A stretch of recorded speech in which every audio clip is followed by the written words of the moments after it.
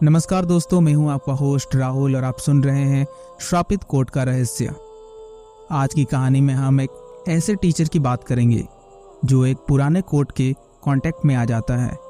इस कहानी में डर, रहस्य और असंभव बातें होंगी, तो सुनिए और सोचिए कि आप भी इस श्रापित कोर्ट से बच सकते हैं। ये कहानी है अनिल की, जो एक छोटे से गांव में टीचर थे। अनिल बहुत सीधे साधे और मेहनती व्यक्ति थे। एक दिन स्कूल में वे अपनी अलमारी साफ कर रहे थे। अलमारी में उन्हें एक पुराना और धूल भरा कोट मिला। कोट के अंदर हाथ डालते ही उन्हें कागज का टुकड़ा मिला। ये क्या है? एक कागज का टुकड़ा? उस कागज पर एक नाम लिखा था, रवि कुमार। अनिल ने ज्यादा ध्यान नहीं दिया और उसे अपनी जेब में रख लिया। लेकिन अगले दिन सुबह गांव में खबर फैली कि रवि कुमार की रहस्यमय तरीके से मौत हो गई है। अनिल घबराते हुए मन ही मन में सोचा, ये कैसे हो सकता है? कल ही तो मैंने उसका नाम पढ़ा था। अनिल को थोड़ा अजीब लगा, लेकिन उन्होंने इसे संयोग मानकर छोड़ दिया। कुछ दिन बाद जब उन्होंने फिर से कोर्ट के अंदर देखा तो उन्हें एक और कागज मिला। इस बार नाम था मोहिनी।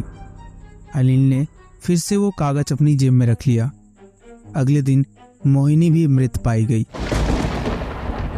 अब अनिल को कुछ अजीब लगने लगा था।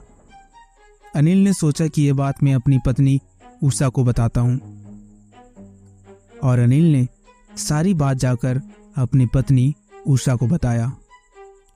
तभी उषा ने टेंशन से कहा, अनिल, ये तो बहुत ही भयानक बात है और अजीब भी। मेरे ख्याल से तुम्हें इस कोर्ट से पीछा छुड़ाना चाहिए। उषा की बात सुनकर अनिल कोर्ट को उठाकर आंगन में आ जाता है। अनिल ने कोर्ट को जलाने की बहुत कोशिश की, लेकिन कोर्ट पर कोई असर नहीं हुआ। ऐसा लगा जैसे वो कोर्ट अमर हो। धीरे धीरे कोर्ट के अंदर से खून के धब्बे भी दिखाई देने लगे।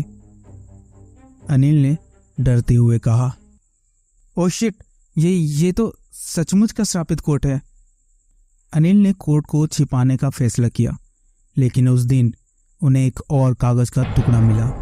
इस बार किसी और का नहीं, बल्कि उनकी पत्नी उषा का नाम लिखा था।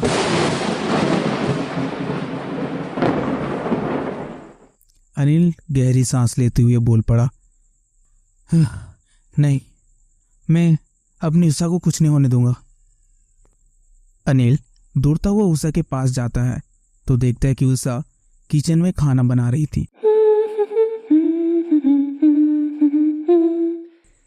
वो उषा के पास जाकर बोलता है, बेबी, यहाँ से जल्दी चलो, हमें कहीं दूर जाना होगा, इस घर से दूर। उषा अनिल की आंखों में डर साफ देख पा रही थी। उषा ने अनिल से पूछा, बेबी काम डाउन, हुआ क्या है, मुझे बताओ। अनिल ने मन में सोचा, नहीं, मैं अगर अभी इसे बता दूंगा तो ये डर जाएगी। इसे बस यहाँ से कहीं बाहर लेके जाना होगा, जहाँ ये सेफ हो। अनिल ने उषा का हाथ पकड़कर बाहर की ओर लेके गया। तभी उषा बोल पड़ी, यार बेबी, कुछ तो बताओ, कहाँ लेके जा रहे हो? घर में बहुत सारा काम है, बेबी बताओ तो कुछ। लेकिन अनिल बहुत घबराया हुआ था। उसके कानों में किसी की भी आवाज नहीं जा रही थी।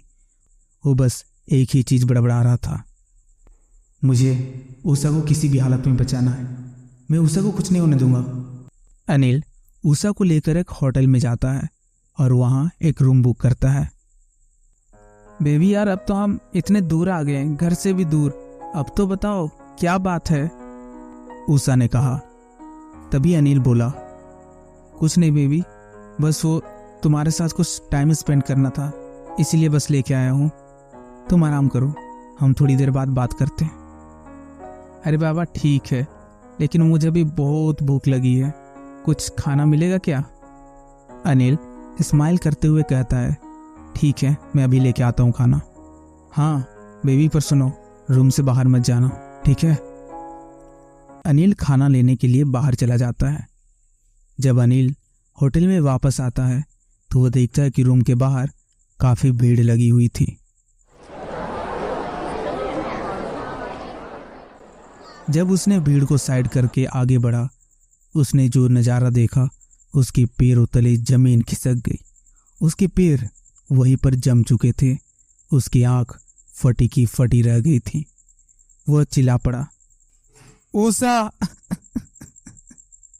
अनिल रोते हुए होटल मैनेजर से पूछा, ये सब कैसे हो गया? कैसे हुआ ये सब? तभी होटल मैनेजर ने बताया कि कुछ चोर यहाँ पर चोरी करने आए थे। उन्हें चोरी करते हुए मिस ऊषा ने उन्हें देख लिया था और चोर ने अपने आप को बचाने के लिए ऊषा को मार दिया। अनिल रोते हुए बोला, ऊषा, मैं तुम्हें नहीं बचा सका, मुझे माफ कर दो Usha, I am sorry. Anil ये जान चुका था कि जो कुछ भी हो रहा है ये सब उस कोट की वजह से हो रहा है। अनिल ये जान चुका था कि वो कहीं भी जाए उस कोट में जो भी लिखा है वह सच होकर रहेगा। ये सिलसिला बहुत दिनों तक चलता रहा।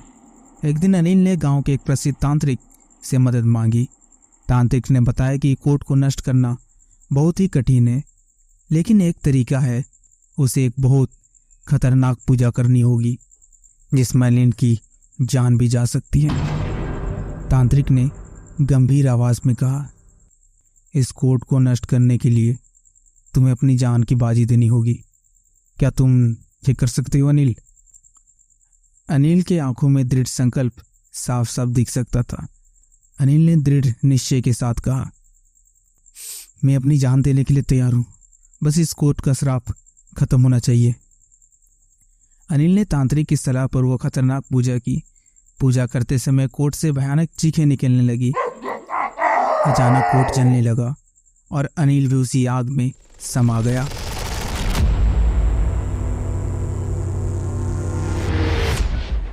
अनिल की चीख पूरे जंगल में गूंजने लगी। अनिल की बलिदान से वो श्राप का कोट समाप्त हो गया था। कई सालों बाद उस गांव में एक शहरी लड़का आता है। उसे वो कोट फिर से दिखाई देता है और वो कोट को उठा लेता है। ये कहानी यही खत्म नहीं होती।